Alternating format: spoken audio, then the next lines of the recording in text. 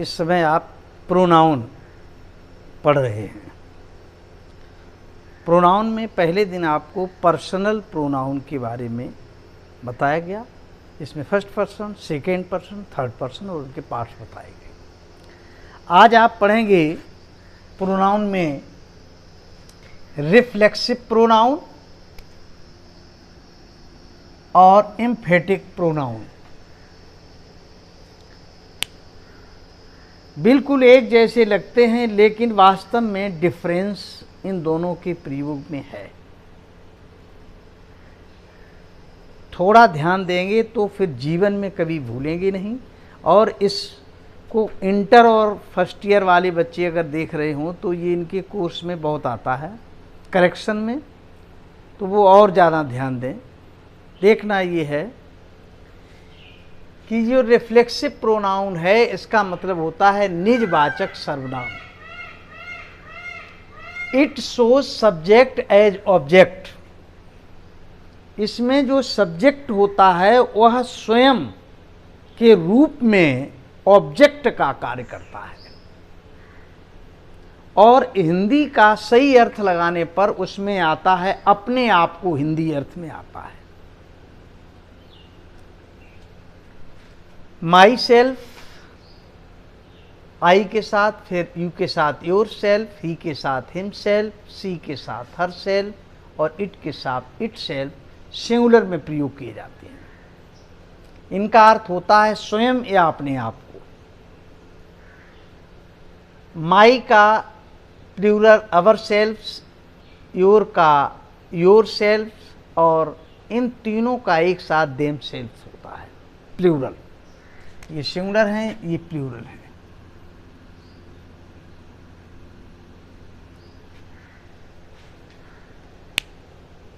Hurt, hide, enjoy, prevent, absent, apply, avail, ये ज़्यादातर इसी तरीके से ये रिफ्लेक्सिव वर्ब्स होती हैं, इनका प्रयोग करते हैं।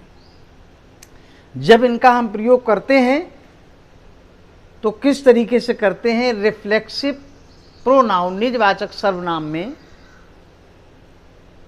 इसका अर्थ होता है अपने आप को या स्वयं को।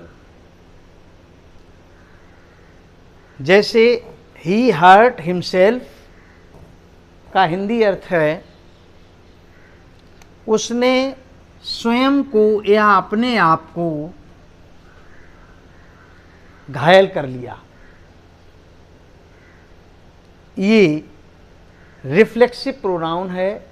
रिफ्लेक्सिव प्रोनाउन में रिफ्लेक्सिव वर्ड बाद में लिखते हैं। फिर आया एम्फेटिक प्रोनाउन। यह दृढ़ता सूचक सर्वनाम है। The action of the verb effects in other thing और पर्सन।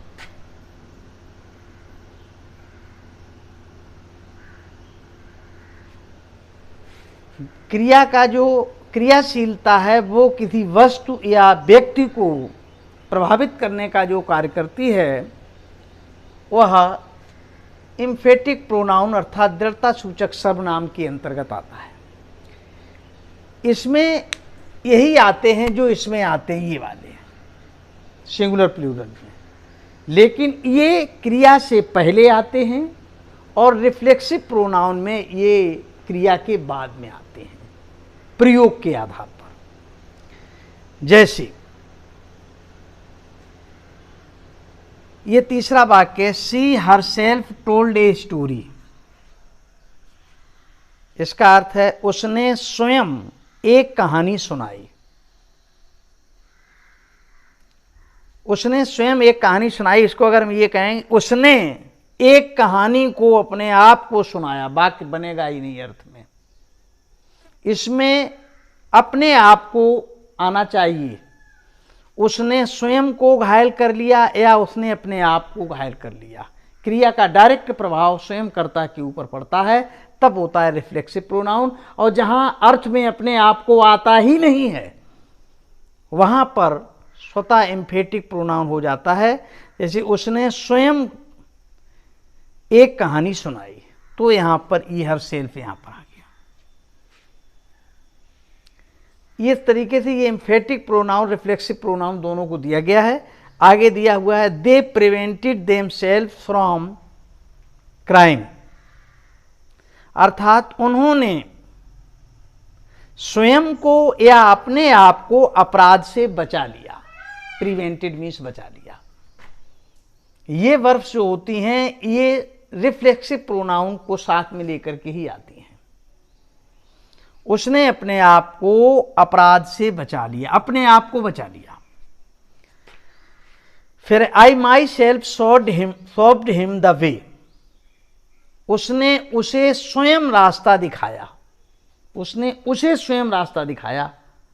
अगर यहां पर इसको कहें, इसका अर्थ ऐसे लगाते हैं, ये थोड़ा गलत हो गया है, मैंने उसे स्वयं रास्ता दिखाया, ये वाला वाक्य, मैंने उसे स्वयं रास्ता दिखाया।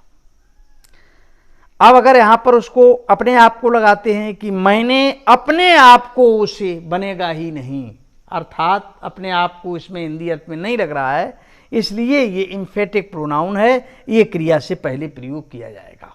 दोनों में बहुत ही अंतर है। I myself showed him the way, इस तरीके से इसको प्रयोग करेंगे।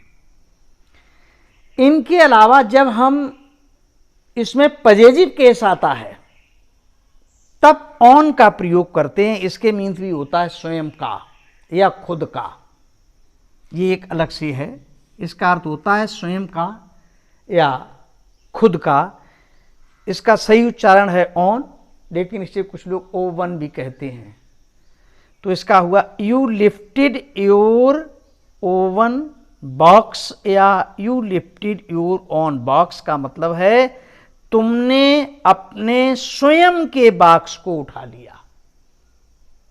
तुमने अपने स्वयं के बॉक्स को उठा लिया, स्वयं के बॉक्स। ये